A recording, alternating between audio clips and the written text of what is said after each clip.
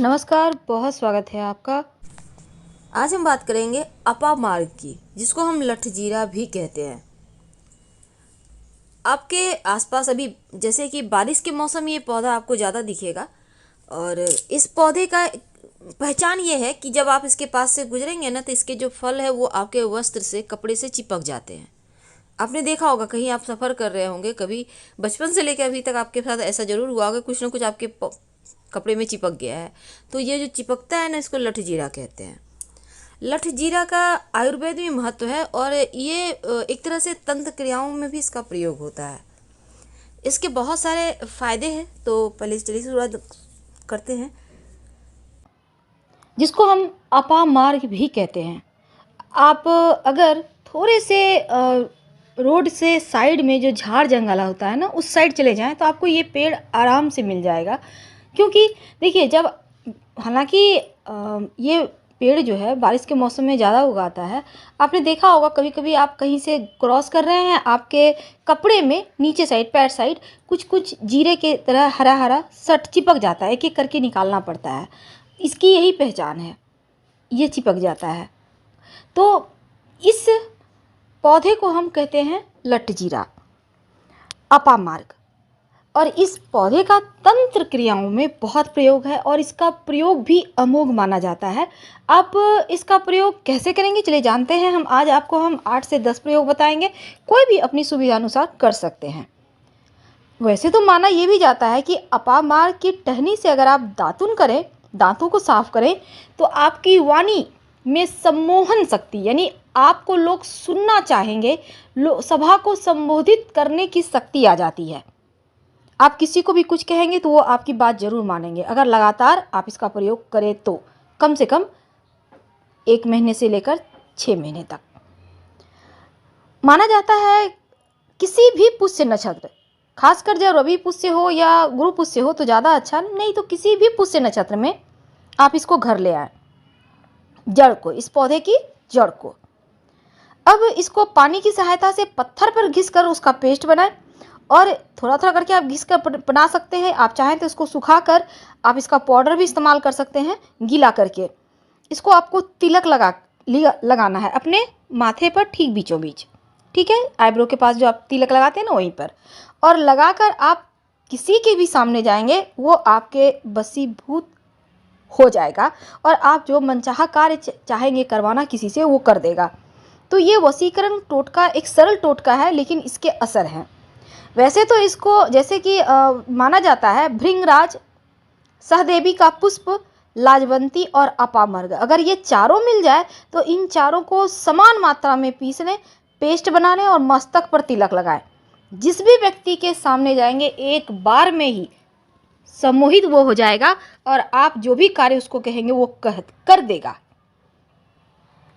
अपामार्ग के पौधे की जड़ को आप अगर मान लेते हैं कि अश्विनी नक्षत्र में आप लाते हैं और उसको एक ताबीज में डालकर, ताबीज कोई भी होगा, चांदी भी चलेगा, और अगर आप अपने पास रखते हैं या धारण कर लेते हैं, बहुत सारे लोग धारण करना नहीं चाहते हैं, कोई बात नहीं, पर्स में रख लें, आप यूं भी रख सकते हैं, कोई दिक्कत नहीं है।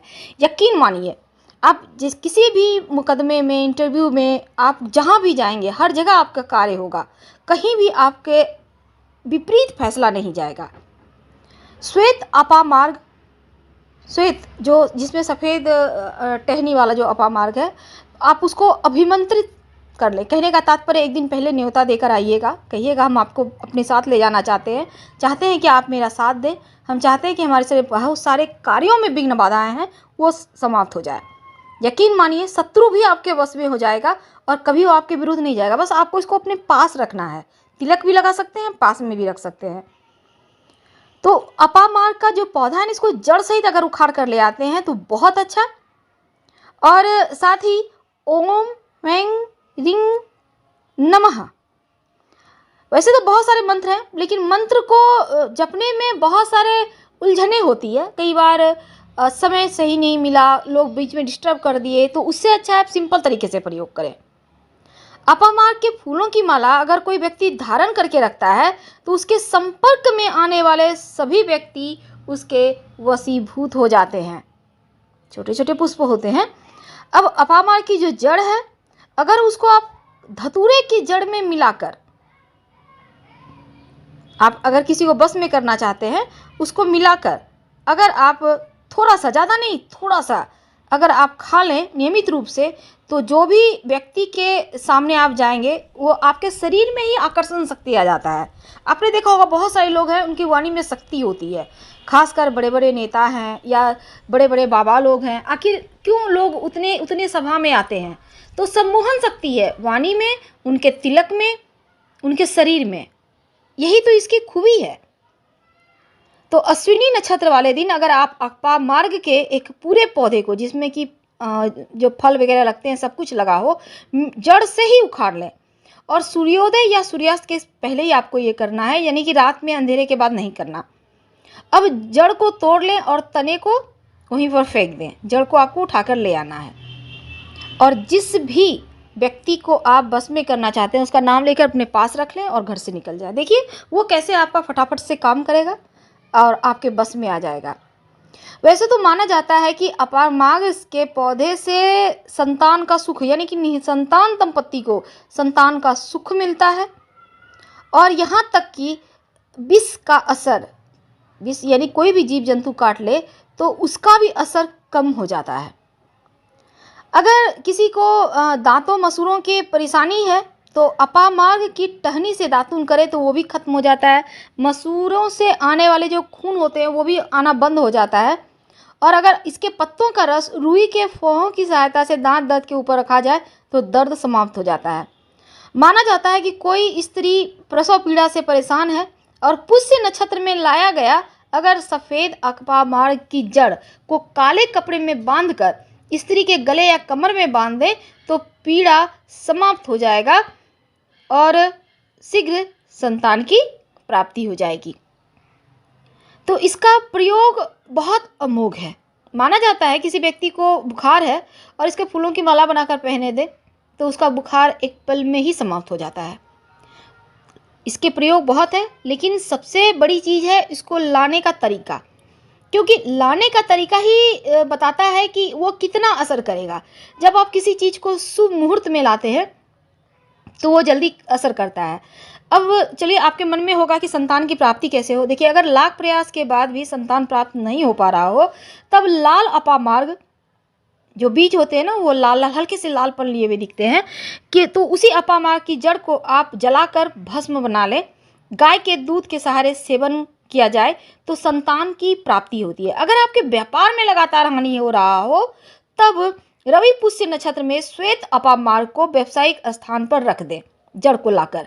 यकीन मानिए किसी भी तरह का तंत्र मंत्र किया भी समाप्त होगा, व्यापार भी आपका बढ़ने लगेगा। माना जाता है कि अपामार्ग जो जड़ है ना, वो धन की प्राप्ति करवाता है। अगर आप सफ़ेद अपामार्ग, सफ़ेद लटजीरे की जड़ को लाकर धन स्थान पर रखें रवि पुष्य या गुरु पुष्य नक्षत्र के दिन, तो धन बढ़ता ही जाता है, दिन दूनी रात चौगुनी। तो इस अपामार्ग को जरूर लाइए, अपने घर में रखिए।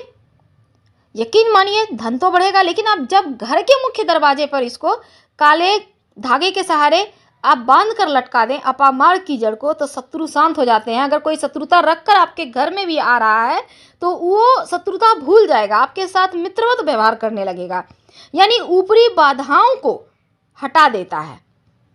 माना जाता है अगर ऊपरी बाधा हो, तंत्र मंत्र क्रिया हो, शत्रु उपद्रव कर रहा हो, तब अपामार्ग और काले धतूरे के पौधे को जड़ के साथ उखाड़ कर घर ले आएं और घर में गड्ढा कर दोनों ही जड़ को उल्टा करके गाड़ दें तो शत्रु चाहकर भी आपको परेशान नहीं कर सकते। फिलहाल आपसे विदा लेते हैं। जानकारी अच्छी लगे तो लाइक कर सब्सक्राइब करें।